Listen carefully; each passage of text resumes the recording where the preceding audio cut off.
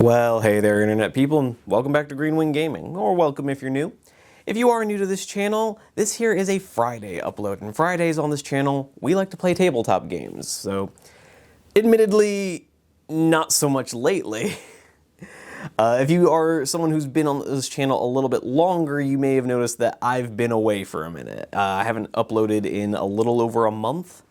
And so I do apologize for that, but back on February 13th, I started a new job, and I'm sorry to say that that job's been kind of kicking my ass a little bit. To be clear, I'm not like about to get fired or anything, at least not that I'm aware of, but it's been a lot harder than I was expecting. So I definitely needed my weekends to recharge. The problem with that being weekends were normally when I was filming these videos, so finally got myself back to a place where I felt like I could handle both. Hence, here we are. And so today, I've decided to continue on with our journey through Rangers of Shadowdeep. Admittedly, I'm kind of testing the waters again to see if I can handle the balance in the schedule, so we're starting off with a real easy one. We're going to be playing through the Menagerie mission pack, which I would argue is probably the least intimidating of all the mission packs. Like, realistically, I can't help but suspect that Joseph McCullough released this book just so he could give us all the delightful animal companion rules that come in it. The mission itself is fairly simplistic. There's not a lot of story to it. There's not a lot of anything to it. It's got 2 scenarios and that's it. So, not even like 2 missions, just 2 scenarios and that's it. But it does look like it'll be a lot of fun, fairly simple to film, just a good place to get some XP, have a little more fun with our companions. So that should be a lot of fun. Although today we're actually not going to be joining Tywin. For those of you who are new, Tywin is the ranger that we have been playing with for most of our exploration of Rangers of Shadowdeep. If you go back to the playlist on the channel, Tywin is who you're going to meet in almost every video, with the exception of like 2. It was only in the most recent mission pack that we started doing a couple missions with, or a couple scenarios with Lady Sakai, who we met somewhat early on in the campaign. But this scenario is so comparatively low level, I didn't feel right bringing Tywin, because at this point, he's kind of a monster. I'm not gonna lie to you guys. Tywin at this point and his party, they're really powerful. And if I brought them to this mission pack, having taken a quick glance at the enemies that are in it, they would annihilate. I don't think it would be a fun game to watch. It would just be Tywin obliterating everything in his path. I just don't really see the point in having you guys watch that. So we're gonna be watching Lady Sakai and her comparatively less experienced party battle through what is essentially a side quest. This is just kind of like if in Skyrim, if you stumbled upon a random merchant who needs you to recover something from a nearby cave, that's sort of the level of mission we're on right now. But I don't want to spoil too much about it, not that there's a whole lot of narrative to this mission anyway, but the scenarios are pretty interesting. The scenarios they are what they are. They're not trying to be big epic in scale. They're just kind of meant to be a little bit of fun. So I think that's exactly what I needed. Hopefully it's exactly what you needed. And I'm actually really looking forward to it, particularly with all the silly little animal rules that we get to sample in this mission pack. So with all that being said, I will quit rambling on about this mission. I'm trying to think if there's anything else I need to let you guys know about, other than, uploads might be a little unreliable in the near future. I do apologize about that. I had gotten into kind of a groove of releasing every Friday, but I just can't guarantee that that's going to be happening super regularly for a little bit. But we'll see how we go. Other than that, yeah, there's not a whole lot else to say about this. We're going to get back in with Lady Sakai. We're going to go take a look at some new additions to her party and take a look at the board. And with all that being said, we're playing the Menagerie mission pack, so let's just get into it. Alright guys, as usual, we're going to start off with the mission and scenario narrative intros. And so here we are with Mission 1, the Double Ambush, also known as the only mission in the game, or in this mission pack, but whatever. The mission was a complete failure. We're off to a great start, guys. The other ranger company you had hoped to meet in the dark wastes of the Shadowdeep never appeared. You waited for 3 days, 1 day longer than you probably should have, and by then your supplies were running low, so you began the long, wearying march back to Alador. With little difference between day and night in this shadowy realm, you hiked until your legs were too weary to continue, and then found a small cluster of rocks that provided a bit of cover. Bone-tired, you collapsed to the ground, eating a few nuts and dried fruits from your remaining rations. Then, posting a guard, the rest of the party fell into a deep sleep. Alright, so right away things not going great. We're coming back from probably having just witnessed having just observed the death of another ranger party because they never linked up with us. And now just quietly sleeping unawares in the middle of enemy territory. Yeah, this can only go well. So, Scenario 1, the Unintended Ambush. A horrific roar fills the air as a gigantic creature comes hurtling out of the darkness towards your camp. It is pursued by a group of men and gnolls carrying strange weapons. Alright, so the setup being that we are all just happened to be taking a quick nap in enemy territory when a bunch of the baddies came running through the woods chasing after some horrible creature. So that's the setup. Let's take a look at the board. Alright guys, and here we are with the board all set up. This one's going to be a little different from what we normally do because this is only played on a 2-foot by 2-foot space. Way more cramped than what we're accustomed to, and all of our heroes have to start within 6 inches of the center of the table edge, or within 6 inches of the center of the table, sorry. Also, with the exception of one model, all other models have to start laying down, because again, the whole scenario is that we were all taking a nappy nap, because we were very tired from our long walk, and are basically being caught completely unawares. Now, I went ahead and rolled off camera for who was going to be on guard, and it just so happens that Lady Sakai, our ranger, was the one who posted a watch, like the noble, noble swordswoman that she is.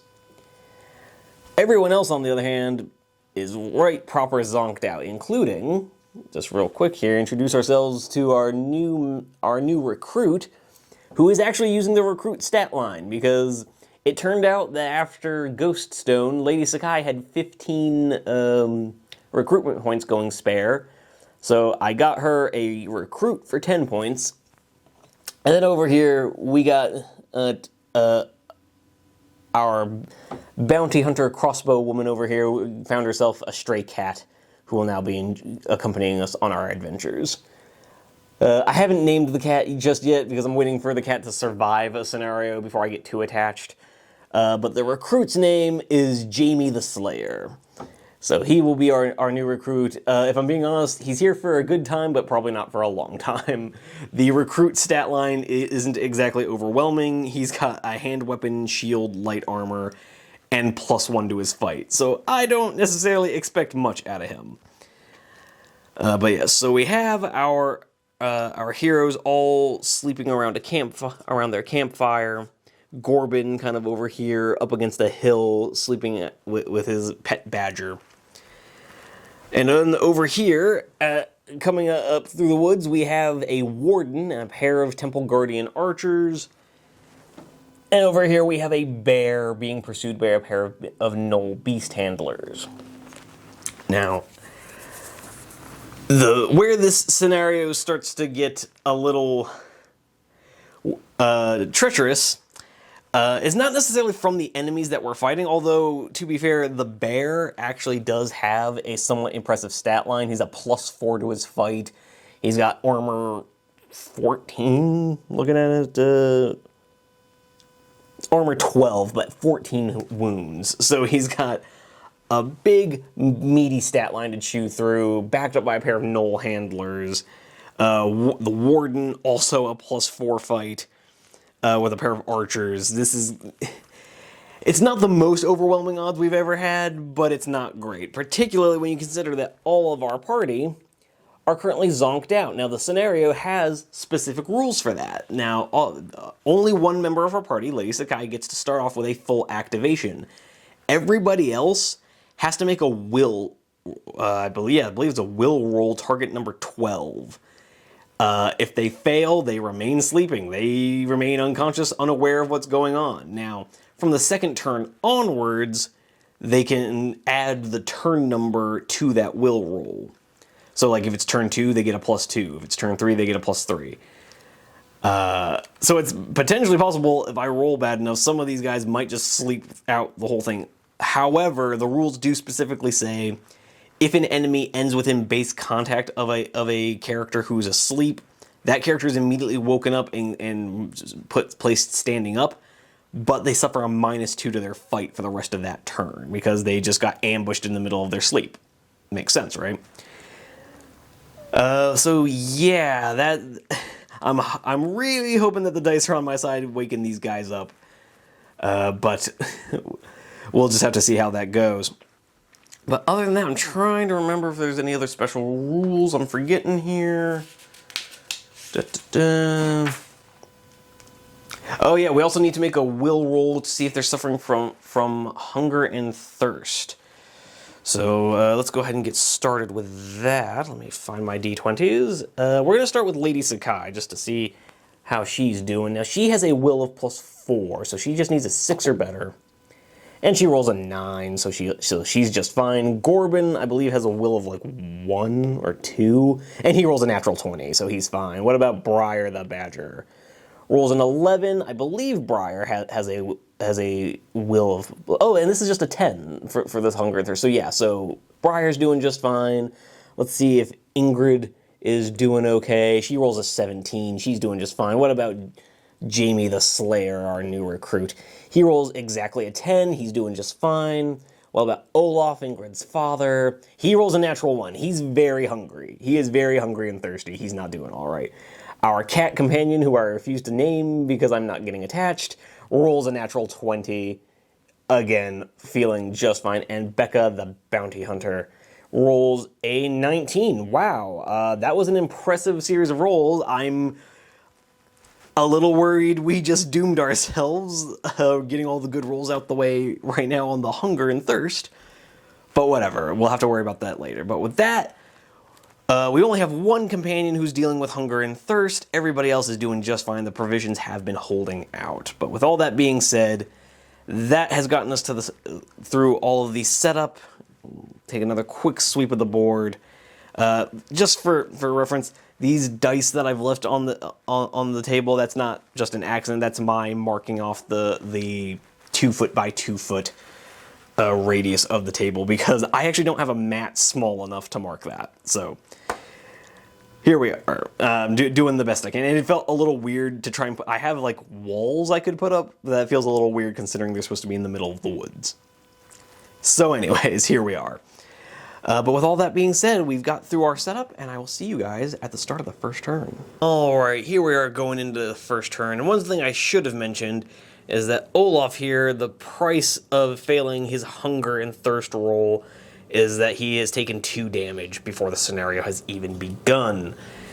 Other than that, I probably also should have mentioned the victory conditions. The way this scenario is going to work is we draw from the deck of scary things at the end of every turn, and if we can make it to the end of turn 8, we win. So we just have to survive 8 turns against being stumbled upon by enemies in the night. I say while rather obviously filming during the day. But anyways, so we're going to go ahead and start off in the Ranger phase. Lady Sakai, I think is just going to take kind of a central position, trying to absorb the attacks of the oncoming hordes, because she is our resident badass. So, however, she is, at the start of it, going to try to group activate with Gorbin and Briar the Badger, just to get them rolling. So I had it wrong. Gorbin does not have any bonuses to his will. He rolled an 11 anyway, so he still passed his hunger and thirst check.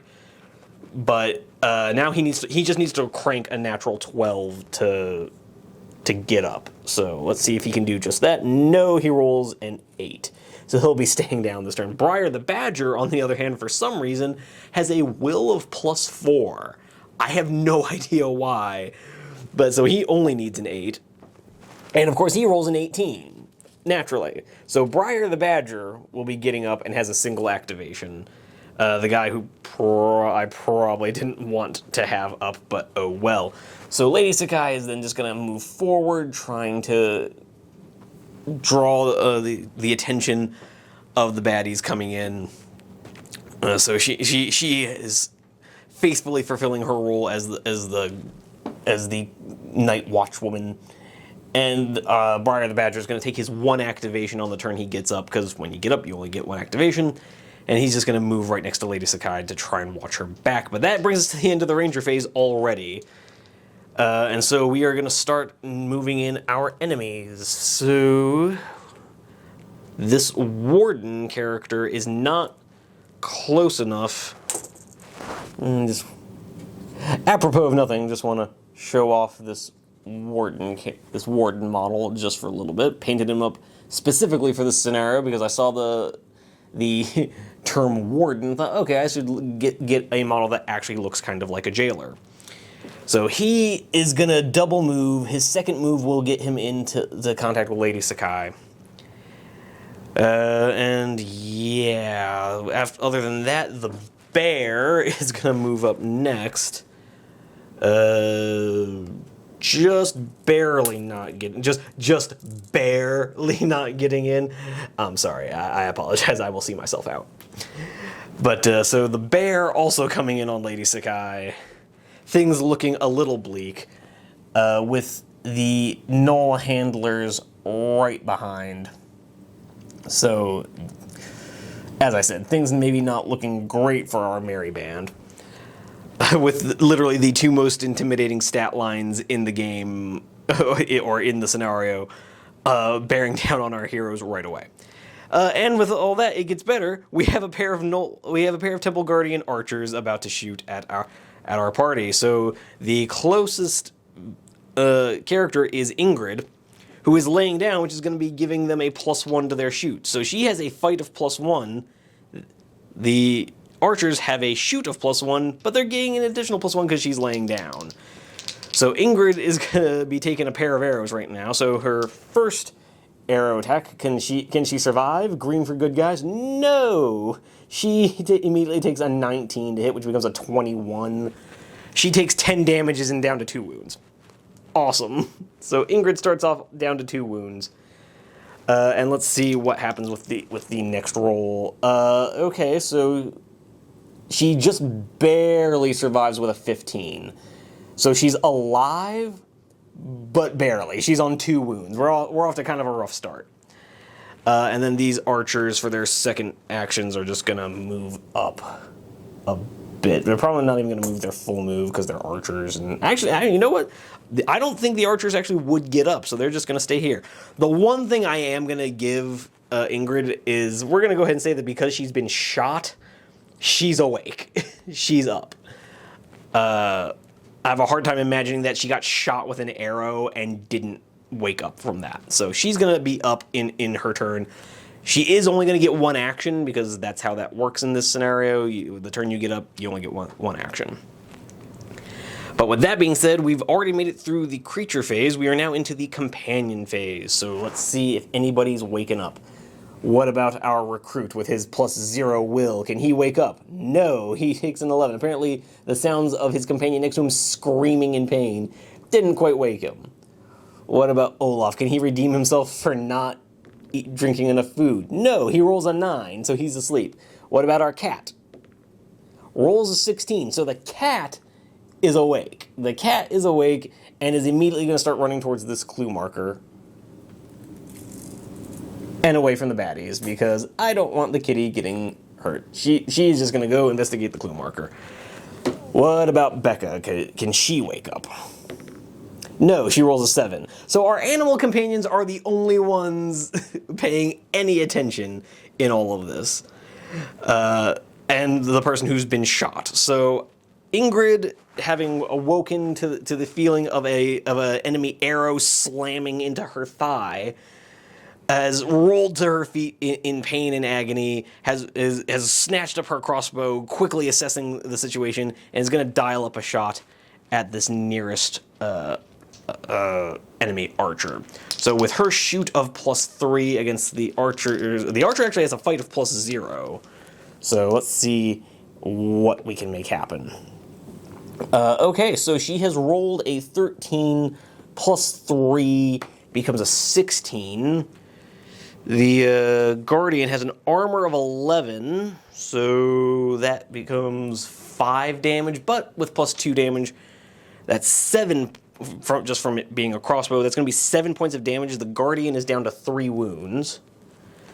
So they've swapped blows. Admittedly, the Guardian did a slightly more impressive hit because Ingrid is already like barely standing, extremely hurt. Although this Temple Guardian is maybe not loving life right now with a crossbow bolt sticking out of his abdomen as our much beleaguered Ingrid rolls onto her good leg and snatching up her crossbow, taking aim at the enemy's raining arrows out of the tree, firing off a bolt, half blind, not quite aiming, but being satisfied as she hears a scream of pain uttered from an inhuman throat. But with all that being said, that brings us to the end of the companion phase because only a couple of our companions are even awake. And yeah, we're just gonna go over to the deck of scary things because that could only make things better, right? So we have drawn a red 9 from the deck of scary things, and we'll see what that has to say in just a sec. All right, red 9 says place a Knoll Sergeant in a random corner. Awesome, because that's just what we needed, another heavily armored bad guy. But all right, I'll get that corner rolled up, and I'll get him on the table and see you guys at the start of the second turn. All right, here we are at the start of turn number 2. And we have rolled up our Knoll Sergeant kind of lurking out of the woods. I'm imagining has heard Ingrid's scream of pain and is coming to investigate, suspecting delicious man flesh to be feasted upon. But we're going to go ahead and jump into the Ranger phase, where once again, Lady Sakai is going to try and group activate with Gorbin to see if he can't actually, wake up. So what is he going to do? Is he going to finally crank that? Well, okay, so now he rolls a natural 12 when all he needed was a 10. So Gorbin is up, Briar is up, Kitty is up, and Ingrid is up. So what is Gorbin going to do for his one action? Oh, let's have him rush over here to get into base contact with the Warden. And Briar the Badger is just going to... He's got his full 2 actions. I don't really know what I want him to do, though. Let's go ahead and have him pop into base contact with the Warden. It means he's going to take the hit if the Warden survives this, but let's have Lady Sakai give it her best. Now, excuse me one moment. I need to figure out what the hell Lady Sakai's stat line is. Yeah, she is in fact a +4. I couldn't quite remember if she was a +4. I didn't want to give her too many stats. Like I said, guys, it's been a little over a month since I played this game. So Lady Sakai is a +4, so her first action is going to be to fight that Warden. She is going to have a double gang-up bonus, so she's going to be a +6 to the Warden's +4. And let's peruse. Does she have any relevant abilities? Not really. Yeah, no relevant heroic abilities as of right now. So she's just going to be fight +6 to the Warden's fight +4. So let's see if that works. As usual, guys, the blue dice is for the baddies. Okay, so we've got a 15 from Lady Sakai and a 12 from the Warden. So that's actually going to be a fairly impressive amount of damage. So that's going to be 15 +6 is 21. Now, as some of you have pointed out, the rules for critting do not work the way I thought they did. You actually need to roll like a natural 20 to crit. So it is just 21 is her final combat score, not 21 +5. But not just automatically getting the +5 because her fight thing went above 20. But anyways, so she has rolled a 15, plus 6 is a 21, and then she has a double hand weapon, so that becomes 23 points of damage. The Warden has 11 armor. Oh wow, I'm actually looking at his stat line right now. She literally just did enough damage to one-shot him because he has 12 health and 11 wound and 11 armor. She did exactly 23. Wow, okay, so yeah, 15 plus 6 becomes 21 with and specifically with the +2 damage from her two-handed weapon is a total of 23, which is exactly what she needed to one-tap this guy. Okay, goodbye Warden. That's actually a huge relief. So as Lady Sakai hears the rumbling of the enemy coming from the woods, from the darkness around her, she has drawn her silver katana found during her excursions against the ghost stone. And here's the cry of Ingrid as arrows begin to launch out of the trees, hearing the roars of a beast approaching and the wild yells of a man and driven mad by the powers of evil, rushing towards her with an axe. She steadies her katana, hearing the thump of Gorbin as he stumbles to his feet amongst the sounds of chaos.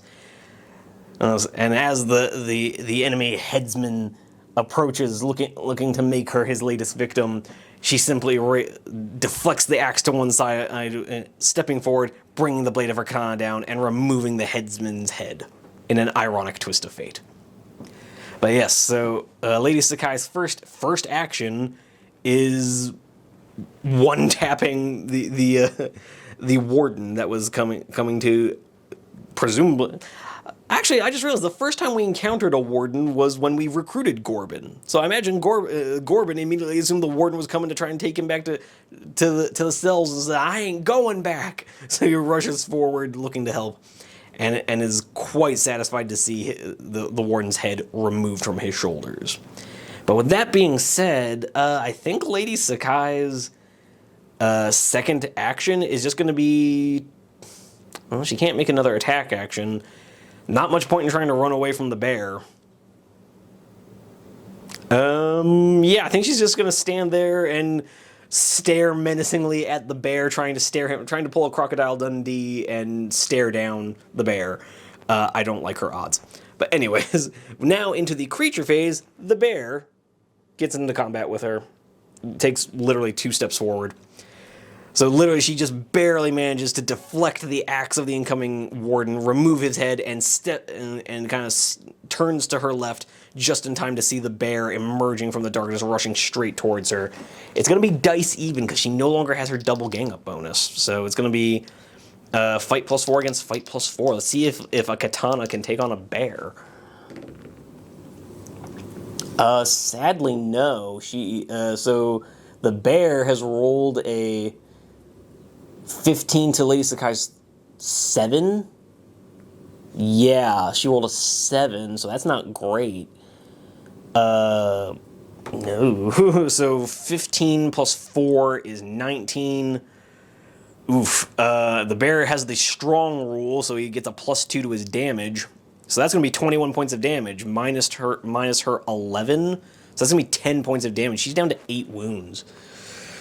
And unfortunately, bear enemies will never intentionally push heroes out of combat. So that sucks. And then what sucks even worse is these handlers are both in range to single action move get to her. So this handler rushes in with he normally would have a +2 fight. He's going to have a +3 because he's ganging up with the bear against her +4. Oh dear. No.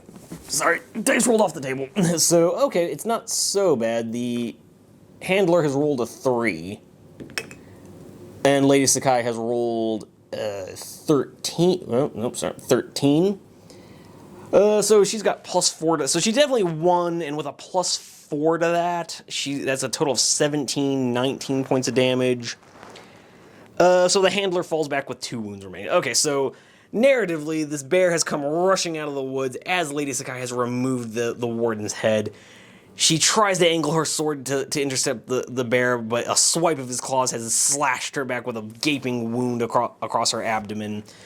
The bear stands up, smelling the blood on its claws. The inherent evil of the Shadowdeep driving it forward with malign anger, letting out a roar as this handler comes rushing forward, looking to place his slave collar around Lady Sakai's throat, not realizing she is as yet unbeaten, and she lashes out with her katana, driving the horrible slaver back with just two wounds remaining. So she's going to force him back out of combat with 2 wounds remaining. So the Gnoll handler is going to stumble back with a massive gash in his stomach, barely holding his intestines in. Unfortunately, another Gnoll handler is going to come rushing in to attack from the other side. So as Lady Sakai has stumbled back from the bear, a wound on her abdomen, she slashes to her right,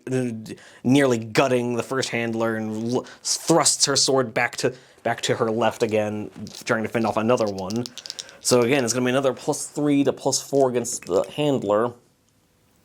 Okay, so it's dice even, which does mean she wins. She's not going to do a lot of damage. It's 13 against 13, so dice even. She had a +1 advantage, because handlers are +2 normally, +3 because of the gang up bonus, so she still wins that. 13 +4, again 19 damage, so she's not doing terrible against the handler. She's just struggling to fight a bear, which I can't say I blame her. So as the handlers come in looking to capitalize on their loosed bear, looking to ambush these silly humans for daring to venture into their domain, she has nearly gutted the first handler that came towards her, lashing out back to her right with a thrust that catches the second handler just above his heart, not quite killing him, but forcing him back to stumble back with a massive gush of blood pouring down his cloak and rusting armor. But with that, unfortunately, we now come over to the archers, who the first one is going to let off a shot at Gorbin, him being the nearest enemy hero, or the nearest heroic figure, because he does fit a rather heroic figure, doesn't he? But anyway, so Gorbin has a fight of +3 against the archer's shoot of +1. So Gorbin has rolled a 13 against the archer's 14. So yeah, Gorbin's going to be just fine. Apparently this archer forgot to put arrows in his bow. He lets out an arrow, but it just catches right on his chainmail, and he ignores it entirely. Doesn't particularly care. The other archer is unfortunate. I think it just makes sense. Even though Gorbin is the nearest, I think it doesn't really make a lot of sense for this archer to have been shot with a crossbow bolt, but then suddenly start ignoring the archer who shot him. So unfortunately, he's going to be continuing his duel with Ingrid. They are both going to be fight plus. It's going to be shoot +1 to her fight +1. And unfortunately, okay, it's actually not so bad. She has rolled. Ingrid rolled a natural 1, but the archer only rolled a 5. So he does win the fight, but he rolled so low that it's not actually going to cause any damage, because his total is 6 and her armor is 11.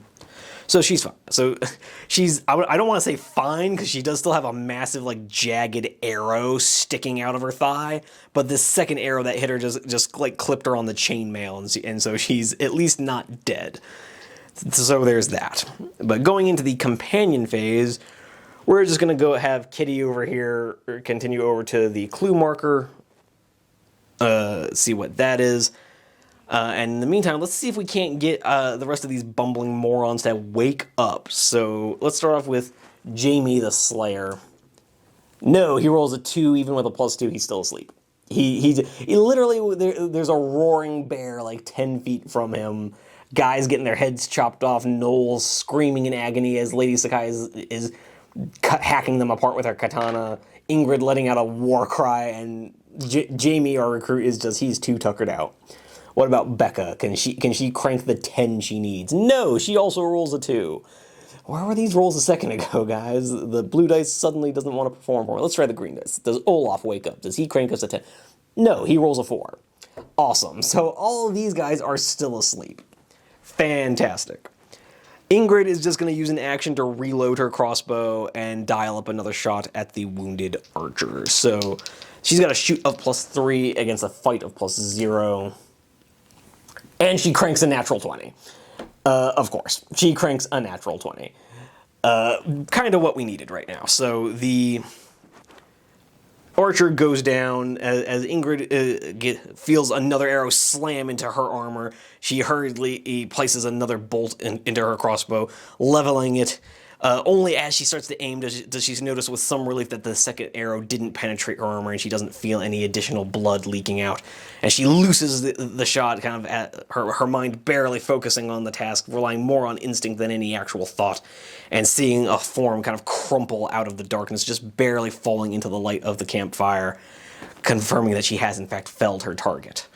Although it just occurs to me that we forgot to move this Knoll Sergeant forward, so he's just going to run 9 inches towards the sound of combat.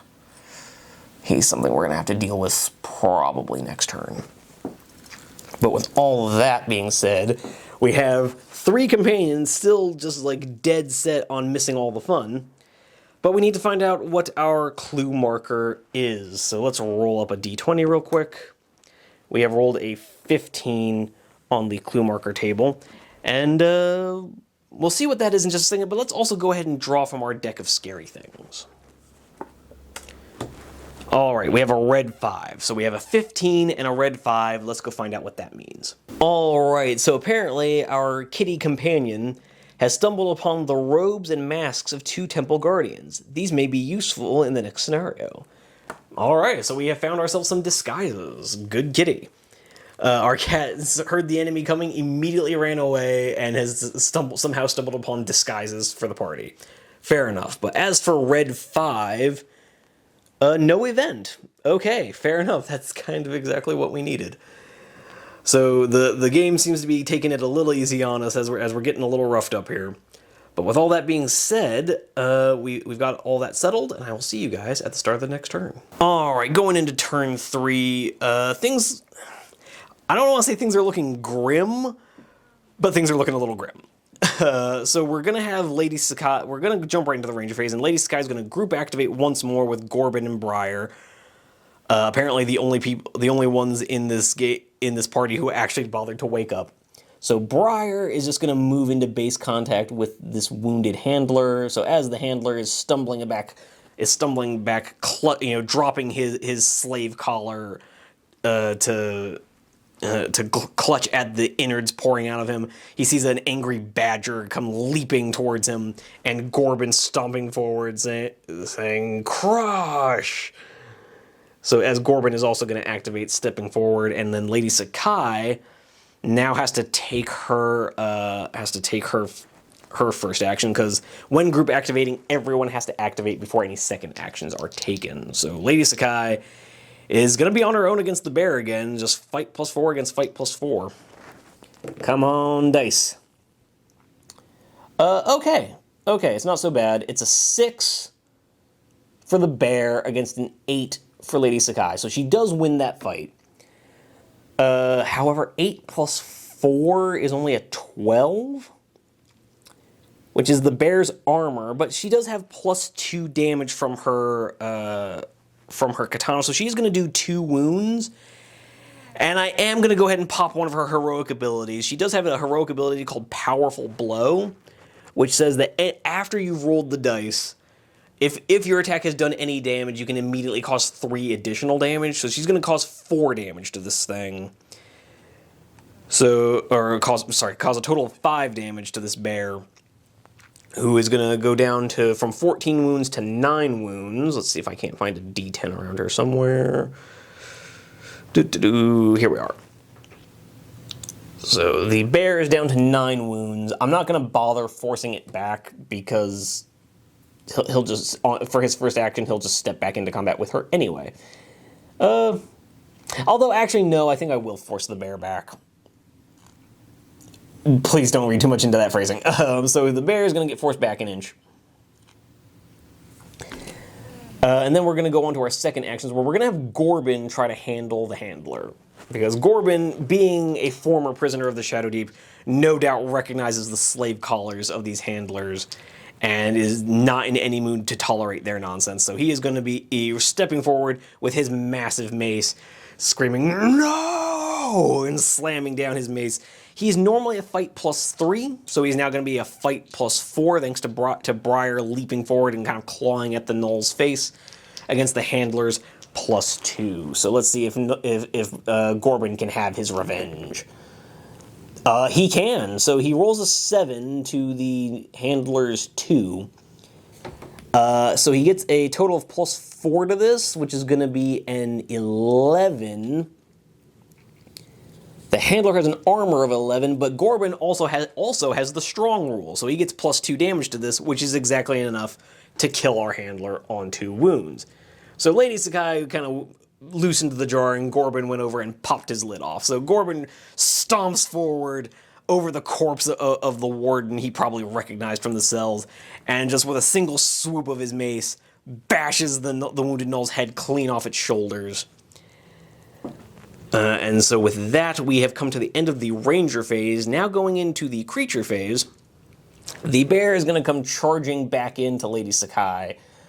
So as the bear had gashed open her side before, or was letting out a malicious, evil-tinged, reverberating roar, as Lady Sakai slashed her shimmering silver blade back and forth, forcing back the handlers. The bear had gone in for another swipe, only for Lady Sakai to duck it and thrust her blade forward into the bear's gut. The bear recoiled back, letting out a howl of outrage, and has now come rushing forward, fangs bared, looking to bite down on Lady Sakai.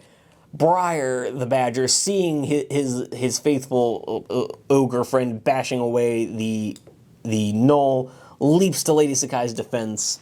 Again, for those of you who are maybe not familiar, if you're new, I know rules is written in this game. The bear should now be attacking Briar because he has fewer wounds. But the bear did just charge Lady Sakai, and Briar is, like, piling in. He's snapping into the combat. So to me, it doesn't make a lot of sense for the bear to charge one character but then swing at another one. So for now, at least, he's going to be attacking the target of his charge. So it's going to be fight +4 for the bear, but Lady Sakai will now be getting a gang up bonus from Briar. So it'll be fight +4 against fight +5. So let's see if she can't make that work. She can. So the bear rolls a 12. She rolls a 16. 16 +5 is 21, 23 points of damage. Even with the -12, well, hold on. Yeah, literally, even with if the -12 from the bear's naturally tough the bear's naturally tough hide, the bear has rushed forward, fangs extended, looking to bite into Lady Sakai. She merely kind of jukes to the right and brings her katana down in a leftward slashing motion, once again removing another head as the bear's now headless corpse collapses to the earth, with a resounding thud echoing through the trees. So Lady Sakai has removed this awful bear that was being prodded forward by its beast handlers.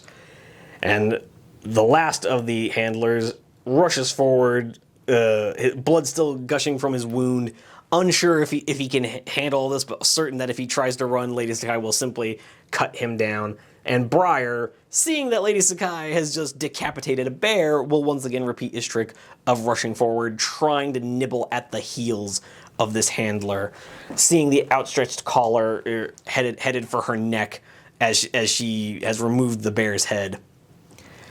Fortunately, the manner in which she is ducked to the right, removed the head, means she sees the slave collar coming and is once again prepared to fight. This will be fight +5 against fight +2.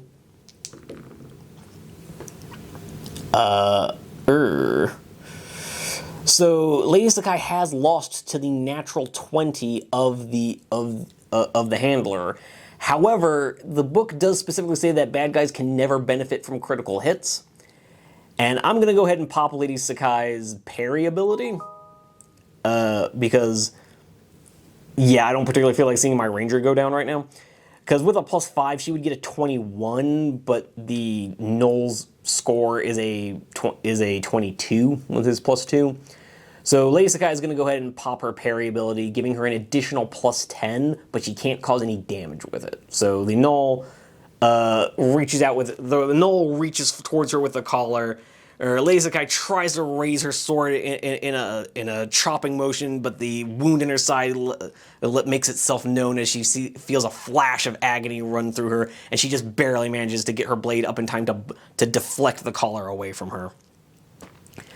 But with that being said, the Null... Do I bother forcing the Null fighter back? I'm not sure it would do anything.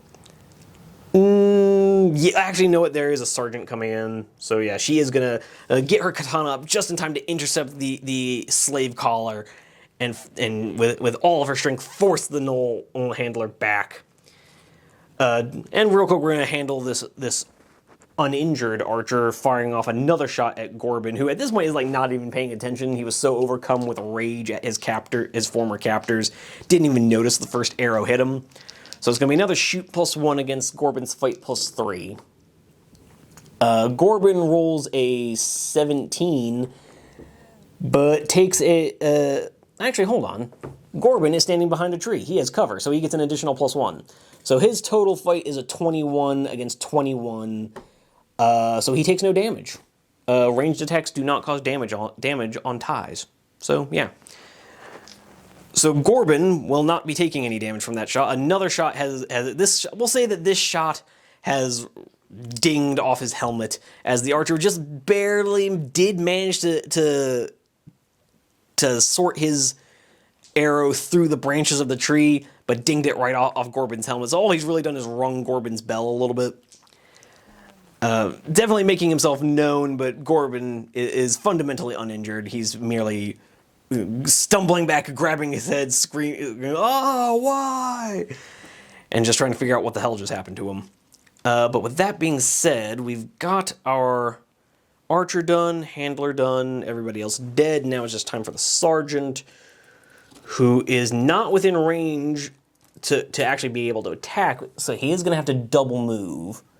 He was more than 6 inches, less than 9, so he does get into combat with Lady Sakai, but not quite enough to actually be able to attack. So with that being said, the creature phase is now done. We're going to come over to the companion phase, where hopefully we can actually get these morons to wake up. So, Jamie the Slayer, Jamie the Sleepy Slayer, apparently, is going to need a 9 now with the turn.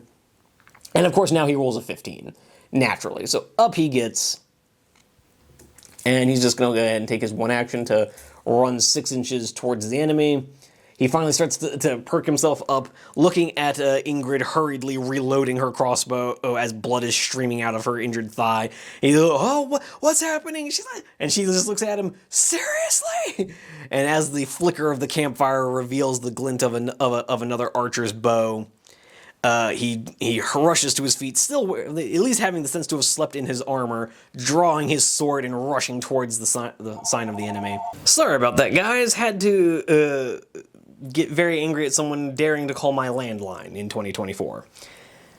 But with that, as I was saying, our recruit is rushing towards the enemy in the woods, and we're going to see if we can't get our other two moronic companions to wake up. So let's see if Becca the bounty hunter has finally got her wits about her. She rolls an 11 with a +3 from the turn. That is going to be enough to wake her up as she realizes her cat companion is no longer by her side. Surging to her feet, wondering what the hell is going on, and sees a Null handler standing not too far away. So she's going to try and finish off the Null handler as she also sees a Null sergeant come charging over the hill towards Lady Sakai, spear at the ready. So Lady Sakai, or Becca the bounty hunter, is going to have a shoot of +3 against the handler's fight of +2. The Null has rolled a 2. She has rolled a 17.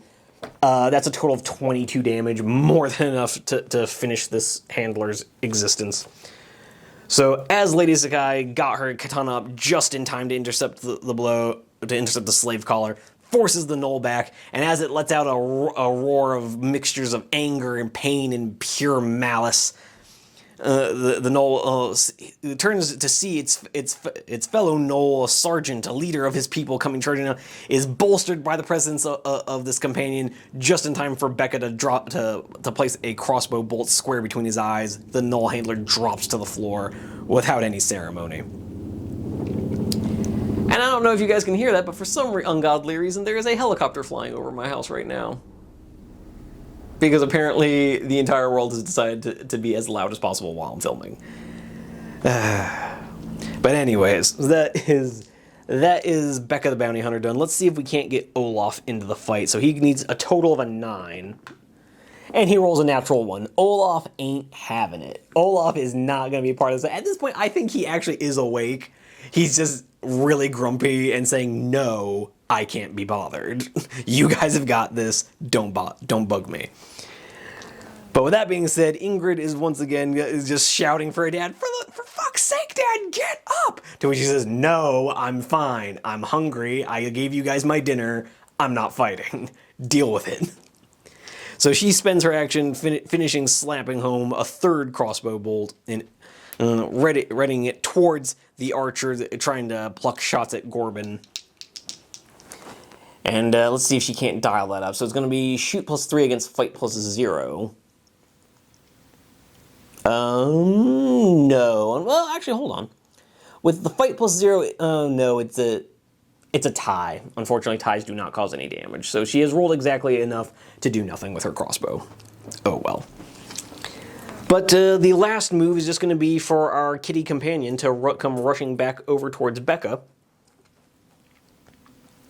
Kind of ending up like so. He could go a little bit further, but he's just going to hang out with his buddy. But with that being said, things are looking a lot better now. We've removed both of the knoll handlers this turn. We've got rid of the bear that was bearing down on us. I'll see myself out. I apologize. We do have this knoll sergeant to deal with. Do have this archer, but I think we can handle this. So with that being said, we're going to come back over to the deck of scary things, and I'm sure the game will punish me for my arrogance in assuming I could handle anything. And we've drawn the red jack. Let's go find out what that means. All right, the red jack says place a knoll beast handler on a random table corner. So just when I thought I was done with them, they come back for more. All right, I'll get that rolled up, and I'll get that knoll handler placed, and I'll see you guys in the next turn. Coming into turn 4, we've got our new knoll handler appearing just behind the archers, and most of our party finally awake, with the exception of grumpy Olaf, who refuses to do anything. Lady Sakai has just seen the knoll that tried to slap a slave collar on her go down from a crossbow bolt. But, unfortunately, there is another knoll sergeant that has come rushing around the hill they camped against. And so Lady Sakai readies her katana and is going to once again group activate. She is just barely within 2 inches of Gorbin, so she is going to group activate with both Gorbin and Briar. Briar is going to just move forward into combat with the knoll. I don't really like the idea of leaving Recruit all by himself. So Gorbin is just within 6 inches of the archer. So Gorbin is going to stomp, and get a little payback against the guy who just dinged a shot at him. So as Gorbin kind of shakes off the impact of having an arrow slam into the side of his helmet, he's going to stomp forward, but we do still need to do Lady Sakai's first action. So she's going to be fight +5 against the knoll sergeant's fight +3. So as the knoll sergeant is rushing towards her spear at the ready, Lady Sakai braces herself, steeling her mind to ignore the pain of the wound she has suffered. Readying herself to once again defend herself against another knoll wielding a pole weapon. And she rolls a 19. Okay, so apparently taking a quick moment to let out a breath, push away the pain, and focus has done her well.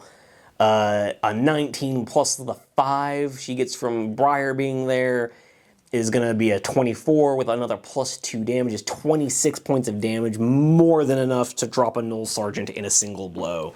So she has deflected the slave collar, forced it back, watched this Gnoll handler drop to the ground, shot by an arrow, just in time to swing down, forcing the Gnoll Sergeant's spear into the dirt, thrusting forward to get the point of her katana up under the Gnoll's chin, bursting out the back of his head, killing the Gnoll instantly. She kicks forward, forcing the Gnoll off her blade, and with noble disdain swipes her katana to either side, getting the foul blood of these creatures off her silver blade.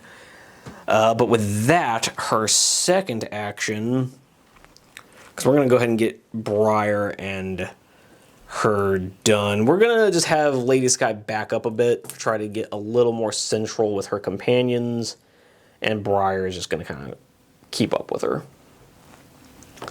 So and then over here, we're going to come to Gorbin. It's going to be his fight +3 against the archer's fight plus nothing. So Gorbin is just stomping through the trees as this Temple Guardian hurriedly starts trying to fit another arrow into his bow, realizing it's not going to happen in time. And let's see what happens. Gorbin's fight +3. No, the Temple Guardian is apparently ready for him with a 19. Gorbin does have an armor of 12, but he's still going to take 7 points of damage, taking him down to 5 wounds. Apparently, this Temple Guardian came prepared, and just as Gorbin is reaching back with his mace, the Temple Guardian lets out a final arrow, catching Gorbin in the shoulder, causing him to roar in pain as the arrow bites into a gap in his armor.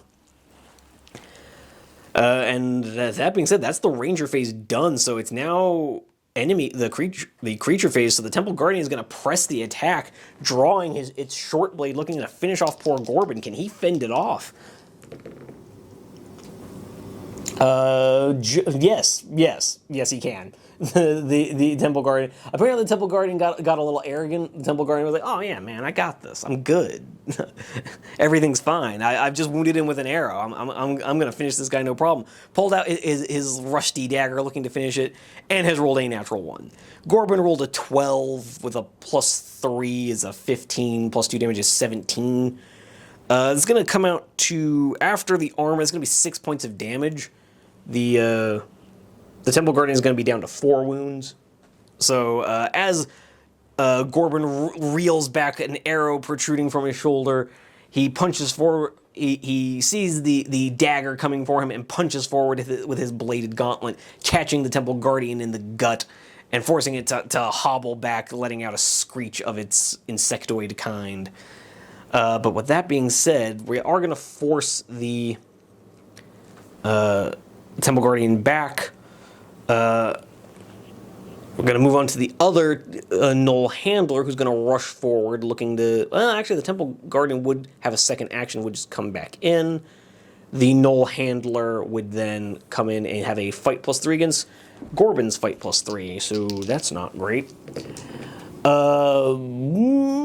So they've rolled a tie score. Or no, the Handler has actually won that fight with a +3 for a total of 12. Fortunately, Gorbin's armor is 12, so he's not going to take any damage there, so it could be worse. But Gorbin having kind of a mixed bag, so as he has thrust his punching bladed gauntlet into this Temple Guardian, he fails to notice another handler rushing forward, wrapping its whip around his throat, and Gorbin suddenly begins to panic, having flashbacks to his days in the cells, can't quite overcome his fear at being taken back. We have, fortunately, reached the end of the creature phase. Everyone else is dead. But we need to see if we can't wake up Olaf, because our ranged companions here are not much good to us. We need to get some melee in here. So, can Olaf roll an 8 or better to finally wake the... No, he rolls another natural 1. He rolls another... That's like his third natural 1 to try and wake up. This guy is straight up saying, screw you guys, I'm taking a nap, I'm hungry. But with that being said, our recruit is going to try to be a hero, try to be the hero we need. So Jamie the Slayer comes rushing forward, or shield and sword at the ready, just letting out a classic cheesy, "I'll save you, Gorbin." So he'll have a fight +1 against the handler's fight +2. I don't predict this going too well, guys. And of course, the recruit does it. The recruit has rolled a 13 against the Null's 4. Of course. Because of course. So he's rolled a total of a 14. The handler has an armor of 11. So he's done 3 points of damage. The handler's down to 7. But it's a start. It's a start. And we're going to go ahead and force the Null back, because why not? But with that being said, we've reached the end of... Oh, actually, hold on. So because our buddy here has managed to force back the Null handler, it opens him up to a shot from Ingrid. So as our recruit comes rushing forward, "I'll save you, Gorbin." He just... I like to think he doesn't even actually do anything with his sword. He just shield bashes the Null back, breaking the thing's nose as it stumbles back with a howl. But then the recruit swiftly follows up by stumbling over a root or a stone or something, giving Ingrid the opening to let fly. I swear to God.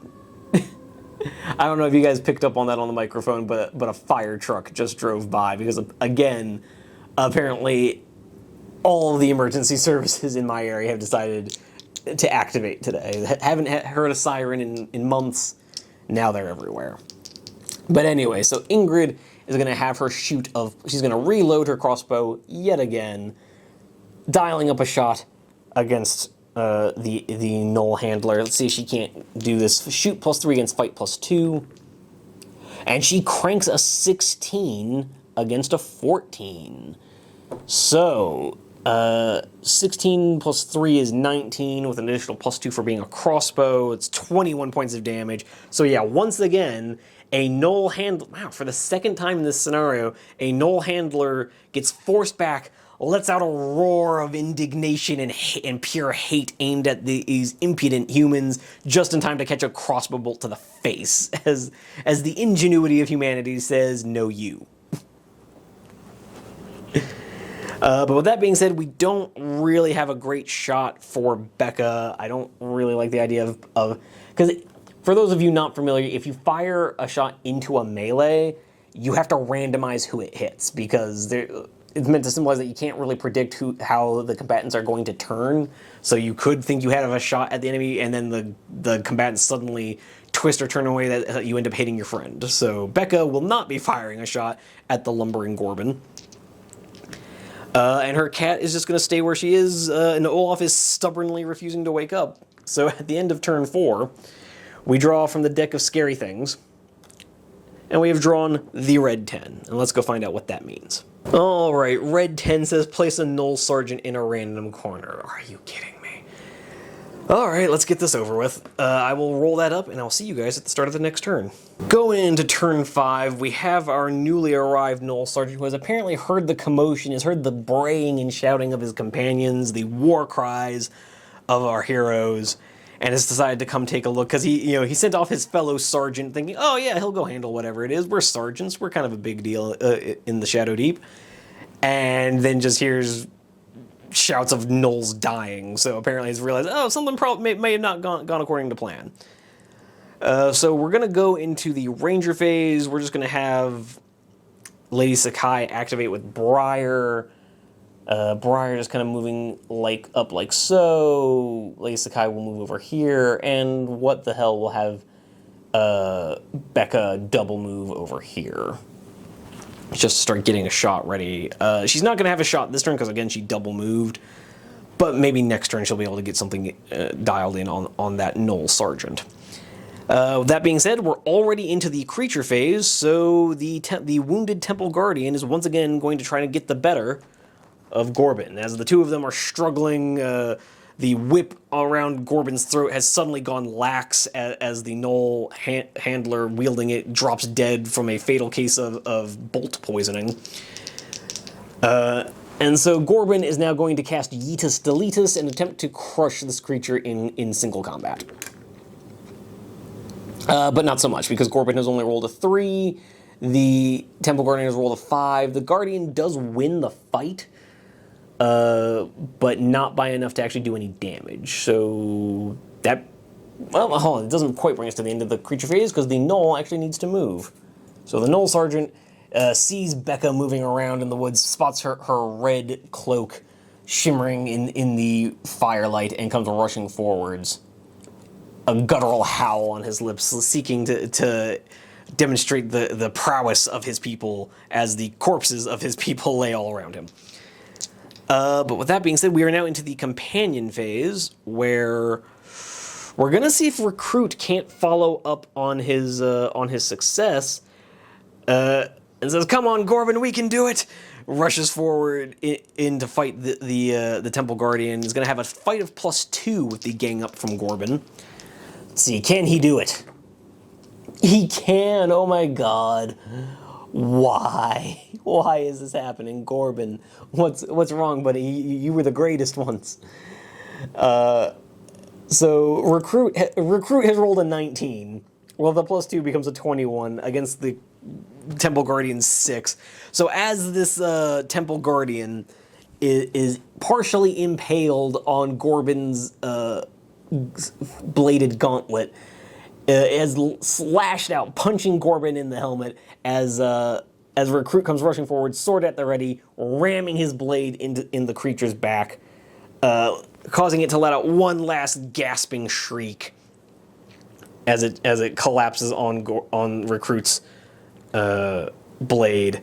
Recruit gloriously shield checks the creature off his blade, holding the blade up high, realizing that I'm getting better at this, and continues on and just kind of gloriously stares at his blade in the firelight, not realizing that there's still a fight going on. Gorbin just kind of looks at him real weird, wondering why the new Recruit is striking a heroic pose, but deciding whatever, it's fine.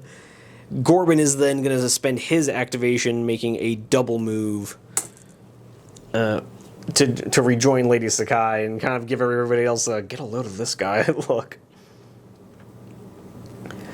And pardon me while we get our wound markers straightened up. But with that being said, we're going to see if Olaf finally wakes up. It's going to be a 7 this time. Come on, buddy. And he rolls a 16, so he finally grumbles, well, fine, if none of you are going to do me the decency of shutting up. So he's going to wake up, and he's going to see this Gnoll Sergeant coming over the hill, and decide that he's had enough of this nonsense and shenanigans, and come stepping forward to the base of the hill. Torch and gun at the ready. Ingrid is just going to once again... Ingrid is going to slap another crossbow bolt into place, and she's going to try and dial up a shot at the Gnoll. The hill is in the way, so I am going to give the Gnoll a +1 fight for that. So this Gnoll is going to be +4 fight against her shoot +3, but it's worth a try. No, the Gnoll rolls a natural 20. He's fine. the Gnoll is fine. Yeah, he couldn't be more fine. So. Ingrid is now getting into the rotation of slapping bolts, of pulling the string back on her crossbow and slapping home a bolt.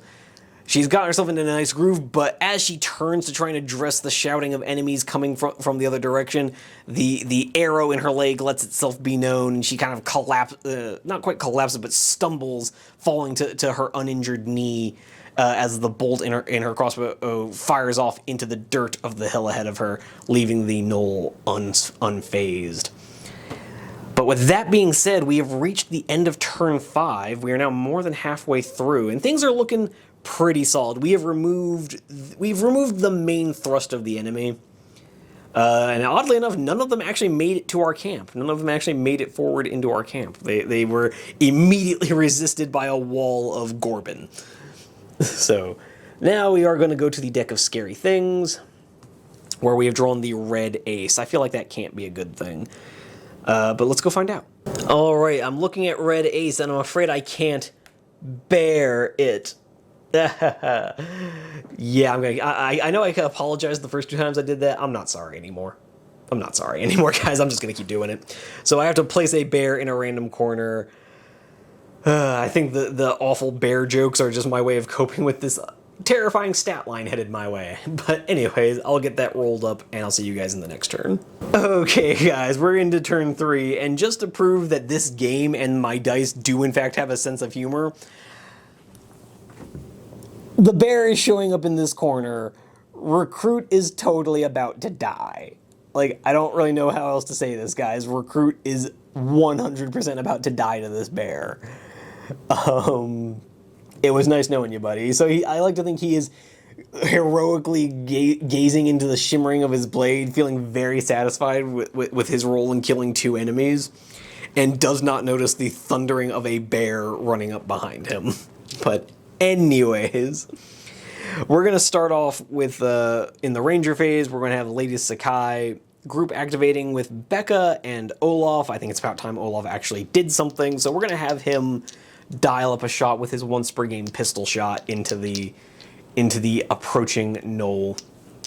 For those of you not familiar, Olaf has joined us from the Blood Moon expansion, and just as because of how he's modeled, I've decided to just go ahead and give him a once per game pistol shot. That's just something I've been doing throughout the campaign. There's nothing in the rules to support that. I just think it's cool. I think his model is cool.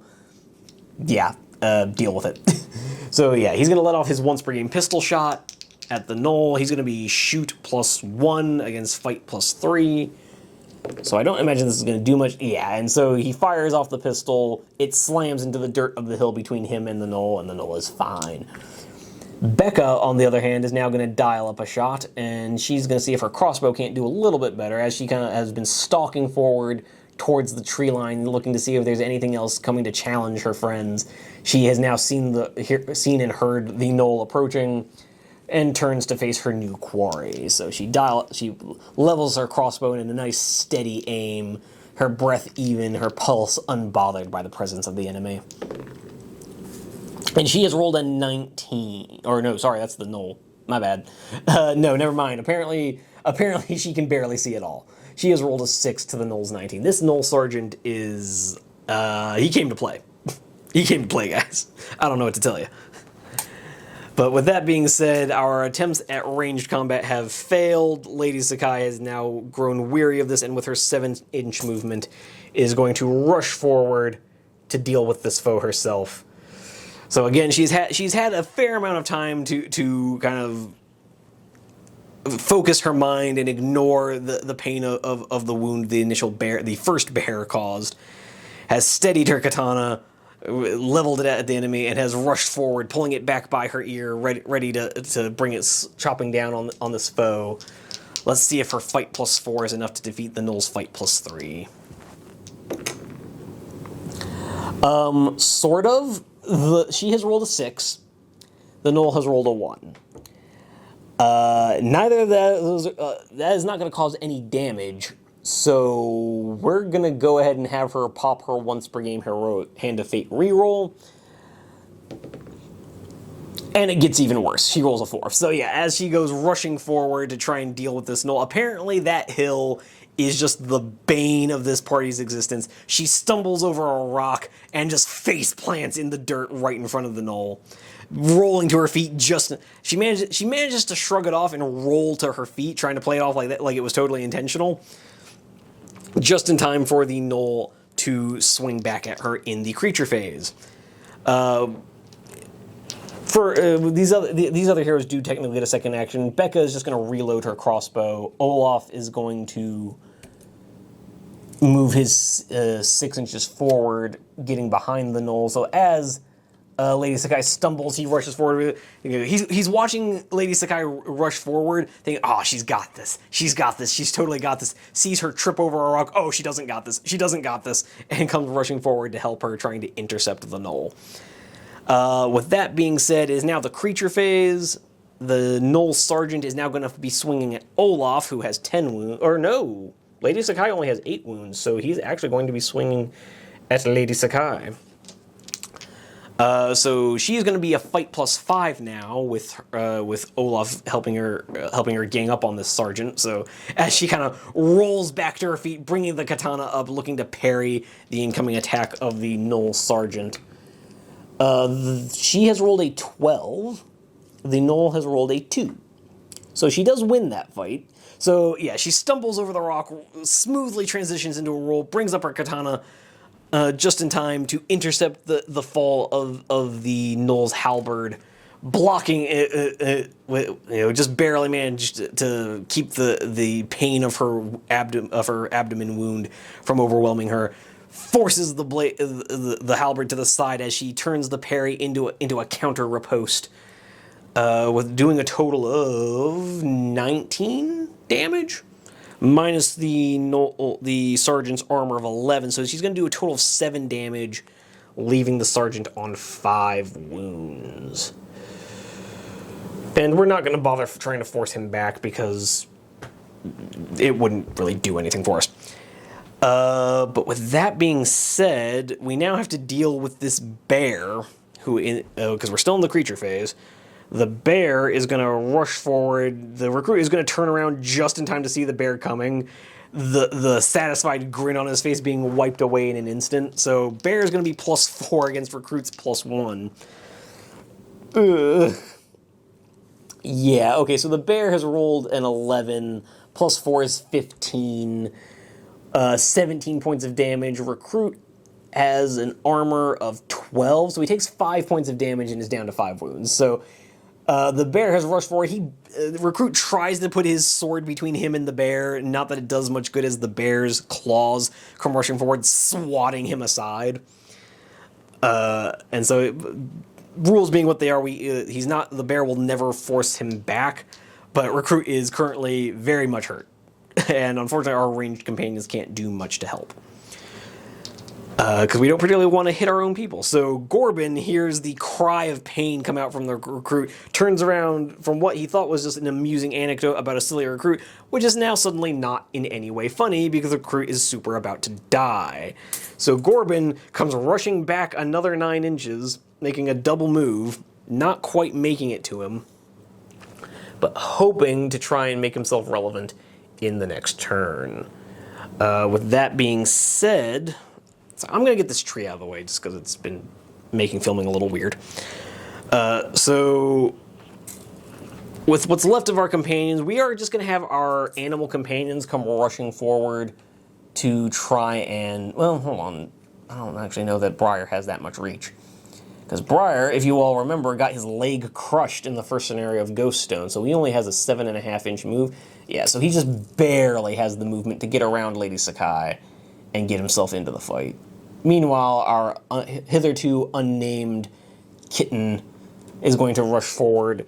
So Briar the Badger and unnamed kitty friend are kind of rushing at this sergeant, trying to claw at his arms and legs, trying to make it as difficult as possible to address their ranger companion. With that being said, our ranged friends are just going to stay where they are. Yeah, Becca already activated. Ingrid doesn't really have a shot, so she's just going to reload and wait to see what comes next, because we do have more draws from the deck of scary things. Speaking of which, we are now at the end of the turn. So, we have drawn the Red Queen. Let's find out what the Red Queen has in store for us. Alright, so the Red Queen says, place a boar in a random table corner. So the forces of the Shadowdeep have pulled out all of their own animal companions, looking to overwhelm us with the forces of twisted nature. Alright, of course we're dealing with the Dark Druid episode. But with that being said, I will get that boar on the table, and I'll see you guys at the start of the next turn. We are almost through this. Going into turn 7, we are almost through this, just 2 more turns, and we can call it a day. But the weird thing is, on the D4 that I've been rolling for the 4 corners where these baddies can be showing up, every single roll has either been a 2 or a 4. So yeah, apparently those are just the avenues of attack. Apparently we awoke beasts from every direction. But with that being said, we're going straight into the Ranger phase, where we are going to group activate with our kitten friend and Olaf, but we're going to start with Lady Sakai, who now has like a mega gang up bonus. She's going to be fight +7 against the Gnolls fight +3. Surely she can't screw this up. To which she replies, I totally can, and don't call me Shirley. But okay, so she has rolled a 15 to the Gnolls 2. That Gnolls luck has finally run out. 15 plus 7 is a 22. With a +2 damage from her having a two-handed weapon, yeah, the Gnoll Sergeant is just super, super dead. So the Gnoll... So as Lady Sakai has kind of deflected his halberd, twisted it aside, thrust her katana forward into the chest of this Gnoll, the animal companions have rushed around her. Briar the Badger slamming into the Gnoll's legs, trying to prevent it from being able to regain its footing. The cat leaping onto its face, scratching and clawing as Olaf bashed over the back of the head with his now empty pistol. And Lady Sakai has now torn her katana, has twisted her katana, ripping it out upwards through kind of at a diagonal, tearing out the throat of the Gnoll as it collapses back, dead. However, our companions, seeing the boar approaching, are just going to try to reform our rudimentary battle line, our animal companions backing up. And that brings us to the creature phase, where strictly speaking, we are supposed to do the active combat first. So again, it's going to be another fight +4 against the recruit's fight +1. Oh dear. Recruit has rolled a 2, Bear has rolled a 4, so, yeah, 14 plus 5 with an additional +2 damage. That's 21 damage. Recruit is super out of here. Is he dead? No, he's rolled a 7, so I forget what that is on the out-of-action table. I believe that's a lightly injured, so he'll just be showing up to the next scenario down a couple wounds. But the bear has swatted him once and now has swatted at him again, just kind of batting him away, saying, "No, stop that, leave me be." So recruit is down. The first of our fellows is to fall. As Gorbin is thundering back through the woods, trying to say, "No, silly man, no fight, bear." And over here, our boar is gonna be just out of range of our heroes, not quite able to make it into combat, and is going to end up like so. Which brings us to the end of our creature phase, and suddenly, out of nowhere, both of our archers have very, very valid targets. So Ingrid, seeing this bear having just body checked the recruit into the ground, she's gonna slap home another crossbow bolt and see if she can't start hunting for bear. And she's gonna level her, as she sees the recruit go down, just rolling her eyes at his ineptitude, at his foolishness at trying to take such a beast alone. Levels her crossbow, seeing she can't lend Gorbin a hand. So it's gonna be her shoot +3 to a fight of +4. And it's actually not gone terribly. She has rolled a 13 against the bear's 8. So the bear rolls a total of a 12 against her 13, becomes a 16, becomes an 18 with the +2 from her crossbow. Just real quick looking at the stats for a bear. Has armor of 12, so he's going to take 6 points of damage, going down to 8 wounds. Okay, that's actually not bad. That is a respectable amount of damage. He's nearly halved it. So she has let out. So as the bear has let loose with his double tap of claw swipes, smashing the recruit to the ground, it lets out a roar of triumph as a crossbow bolt slams into its shoulder, turning that triumph into a howl of pain as Gorbin steps forward, looking to see if he can't finish it off. Fight +3 against fight +4. Come on, Gorbin, you got this. No, Gorbin is immediately swatted away as the bear rolls a natural 20. Gorbin is super out of action. Is he alive? Yes, he has rolled an 11, so he's going to get a full recovery. But Gorbin joins our recruit in the dead pile for now, which is not great news. Oh dear. And so now we're going to come over to Becca, who is going to dial up a shot against the boar. I just don't like... I would love to do something about the bear, but there's too much cover in the way, so I just narratively can't justify it. You know, what she's looking towards the boar. Why would she suddenly turn around and dial up a shot at the bear? Particularly if she can't see it. So she's just going to be done. So even as she can hear Ingrid shouting in fear and warning, Becca is in hunter mode and is just dialing up a shot on this approaching boar that is charging, trampling the earth towards her heroic leader. Becca and Lady Sakai have been through a lot with the whole Ghost Stone adventure, and so Lady Sakai has earned her Becca's attention and loyalty. So Becca's going to be a fight +3 against the boar is also a fight +4, so shoot +3 to fight +4. Why are these animals all so terrifying? But Becca has decided to roll a natural 20. She has channeled her Ultra Instinct, went Deadeye mode from Red Dead Redemption, and is just like, yeah, I'm gonna drop this fool. So she rolls a natural 20, gets the +5 crit bonus, +3 from her own stats, so that's 28. Plus do 30 damage. She has literally done 30 damage with her crossbow. So as our line of heroes are hearing the thud and angry snorts of a boar trundling out of the darkness, a crossbow bolt just swishes past Lady Sakai's ear as she's kind of letting out an exasperated gasp. Oh, come on! Waiting for the trying to prep for an enemy that her sword was super not designed to deal with. Because I don't know if you guys are familiar, boar is super not meant to be hunted with a sword. But she starts leveling her katana, ready for another heroic last stand against the boar, as Becca's bolt comes flying past her here, directly into the forehead of the boar, which then slams to the ground and skids to a halt right in front of Lady Sakai, in true anime style.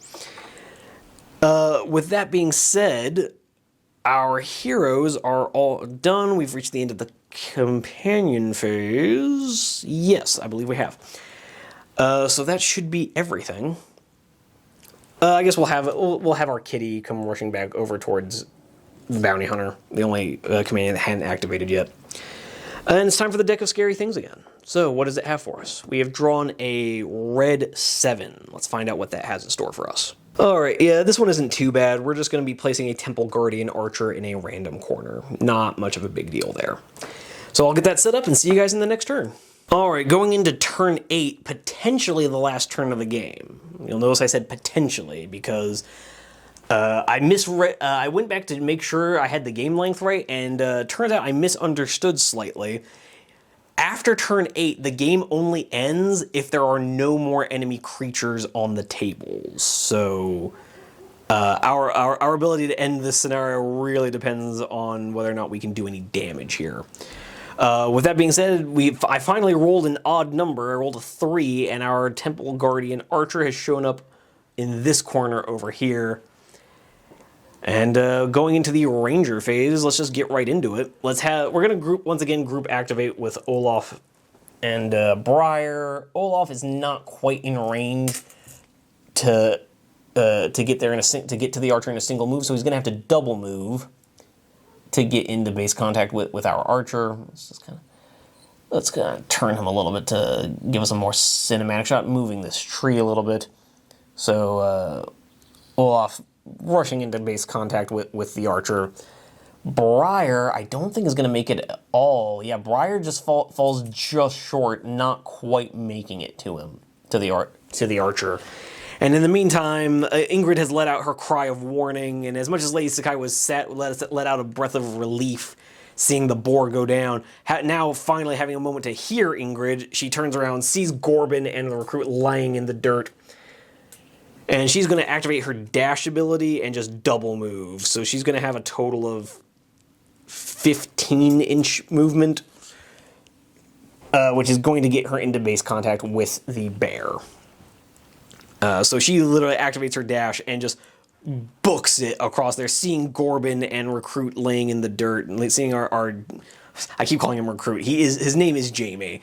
So she sees Jamie and Gorbin laying in the dirt at the foot of this bear, and just with a sudden burst of supernatural speed, just flies across the firelit darkness of her campsite.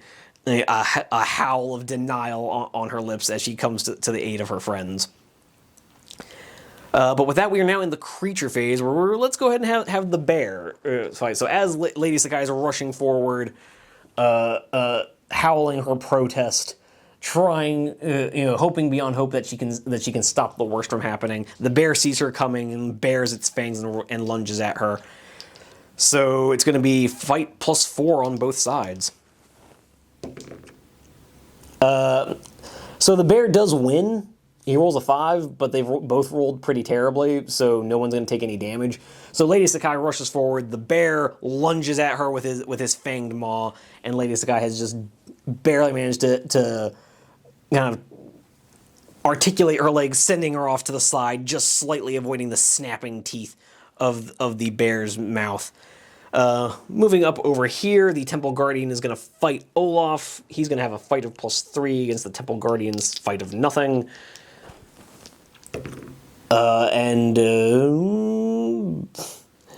They've both rolled 5s. I've rolled double 5s.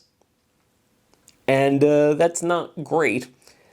So Olaf does win that fight, but he doesn't do any damage, so we're not even going to bother forcing the Temple Guardian back. There's not really any point. They just kind of stay locked up there. With that being said, that brings us to the end of the creature phase. It doesn't look like the turn's going to be ending this round. Our cat friend is just going to move his 9-inch double move, getting into base contact. And our archers, I don't really feel comfortable moving them into combat. Let's go ahead and because Ingrid is on death's doorstep with 2 wounds remaining. So we're just going to have Becca make a 9-inch double move. Not going to quite make it to the Temple Guardian. Does 9 inches get her to the bear? Not really. So she's just going to move this way and see if she can't help Lady Sakai, because I'm not too worried about the Temple Archer.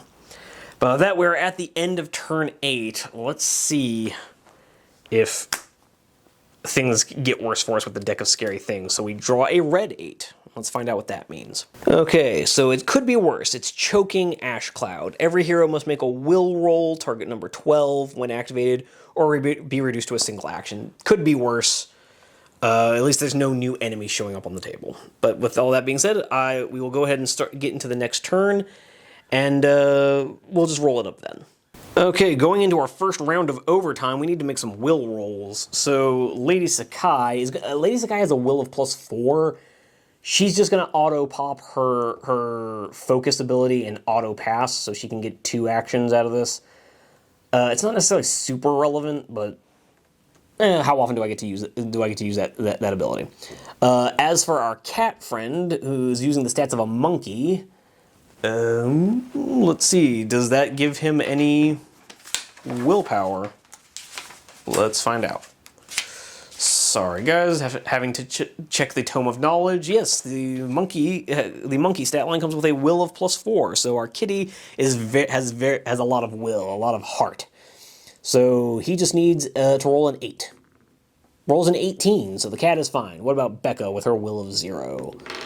She rolls a 13, also fine. Ingrid rolls a 17, she's fine. Olaf rolls a 3, he only gets 1 activation.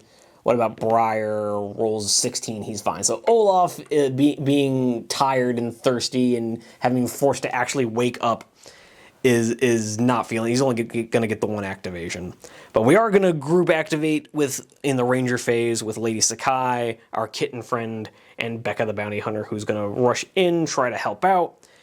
So Lady Sakai will now have a double gang up bonus, being fight +6 against fight +4. Will that make the difference?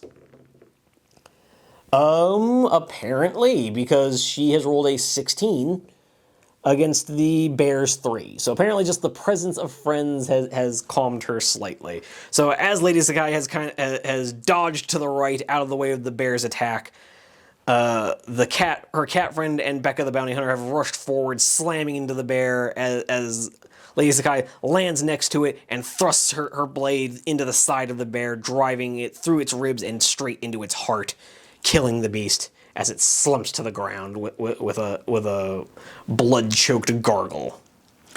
But going over here, in the creature phase, the Temple Guardian Archer is going to try to fight Olaf again. Fight +0 against fight +3.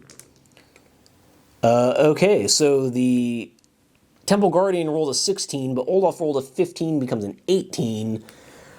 He just has a regular hand weapon, so 18 minus 11? Yeah, minus an armor of 11 is going to be 7 damage, gets it down to 3 wounds. So Olaf has seen this archer in the distance. So as everyone else has turned to deal with the bear, Olaf, realizing he's not quite nimble enough to catch up with them, sees the archer threat lurking out of the shadows, and has rushed forward with Briar close behind him, kind of letting out a whistle to get the creature's attention. And the two have rushed towards the archer, who let out a single arrow, missing Olaf, who ducked it, and rushing forward with his sword drawn, slashing down on the creature's leg. Hey, he's dealt with foes like these before. But in the companion phase, Briar is going to rush forward and see if he can't do something. He's got a fight of +0, I believe. Let's see. Yeah, he's got a fight of 0. So yes, dealing with his fight of +0 becomes a fight +1 against the Temple Guardian Archer's fight +0. So the Temple Guardian has rolled a 6, and Briar has rolled a 16. Okay. Yes, alright, so as Olaf has rushed forward, ducked the arrow, slashed down his sword on the leg of the archer. The archer has let out a cry and just lunged forward, trying to bash Olaf away with his bow, only for Briar the Badger to leap out of the brush onto his face, clawing at his throat and bearing the creature to the ground with a howl of surprise and pain as he dies. Olaf just kind of stepping back and going, okay, that works, I guess. Of all the many ways that he has killed a creature, death by badger has never been one of them. So we've learned something new today, and learning is always fun. But with that being said, we have finally cleared the table in what ended up being a reasonably difficult encounter. This is actually, as much as I was ragging on the simplicity of this mission pack, this ambush scenario actually had me worried there for a minute. So, all right. With all that being said, we have cleared the board. The hum of battle starts to dim away as the screams of the Temple Guardian die away, and the bear slumps over. And our heroes look about to see who is injured. They gather, they rally together in the silence, letting out a whistle to sound the all clear, coming back together around the campfire to tend to their wounds and aid their comrades. And with all that being said, guys, this has been a pretty tight battle. I will see you guys in the outro. So there we have it, folks. Another scenario in the bag, and we are halfway through the Menagerie mission pack. All in all, more of a nail-biter than I was expecting, what with all the random +4 enemy stat lines that started showing up all over the place. Yeah, this was definitely a closer run thing than I was expecting. You know, we're taking a comparatively lower level party and taking on kind of like a side quest, which is very much my vibe. I'm a huge side quest fan. I get a little burnt out when every mission in a game is fate of the universe, everything is just the central story. I like a little side content. I like a little just getting some time to exist in a world with a character. So I'm very much looking forward to see how the rest of this completely by chance ambush scenario ends up playing out in the rest of the mission. But yeah, things were pretty closely run. A lot of our heroes taken some pretty heavy wounds. Our random kitten companion stumbling upon the uniforms of the enemy so we can disguise ourselves. Things looking up. Fortunately, I checked the out of action table. A 7 is actually just a close call. So Jamie, our new recruit, will actually not me starting out with any fewer wounds. I'll have to check. I don't know if out of action companions fully heal between these scenarios. I kind of doubt it, but we'll have to see. The only other thing really worth reporting is that Becca and Ingrid both leveled up. They both passed the 10 progression point mark, so they both gained an extra wound. So that first level up for companions isn't super consequential, but an extra wound is never a bad thing. But Lady Sakai did level up again. She is now level 5, so she gained extra skill points. I ended up putting them into her armory, leadership, and perception. Armory purely because a weapon that she found in Ghoststone requires her to have high armory to unlock its ability. So I'm trying to get her there eventually. I'll probably have to level her up like 8 more times for that to happen, but whatever. But with all that being said, not much else to report. Looking forward, I am really looking forward to seeing how the rest of this mission plays out. I hope you guys enjoyed this scenario. I hope you guys are happy to see me back. If you are, maybe consider letting me know in the comments section, just because I've said it in every video for a while now. I have yet to have a negative interaction in the comments section. So I'm hoping we can keep that trend alive. And I would like to hear from you guys what you guys think of this mission pack. Do you like it? Have you taken a look at the animal companion rules for this game? What do you think? Let me know. I am genuinely curious to know, because I love hearing from you guys. But other than that, the usual, if you'd like to help the channel, liking and subscribing really helps. Watching all the way in helped me as well, so thank you so much for making it this far. But with all that, I hope to see you guys in the next video. I hope to see you guys down in the comment section below. But in the meantime, happy wargaming. Onward to glory!